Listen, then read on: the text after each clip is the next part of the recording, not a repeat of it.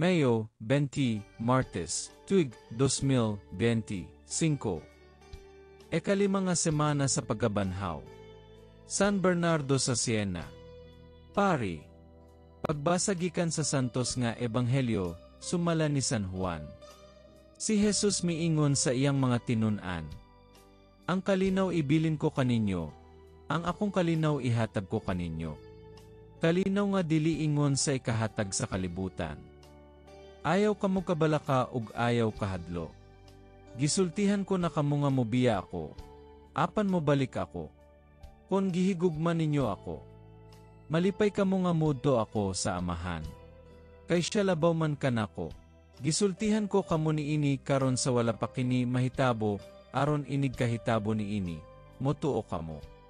Dili na ako makigsulti kaninyo og dugay. Kay taliabot ang nagmando niining kalibutana. Wala siya'y gahom kanako. Apan kinahanglan mahibalo ang kalibutan nga, nahigugma ako sa amahan. Busa gibuhak ko ang tanan nga iyang gisugo kanako. Tana, manglakaw na kita. Ang ebanghelyo sa Ginoo. Degon ikaw o Kristo.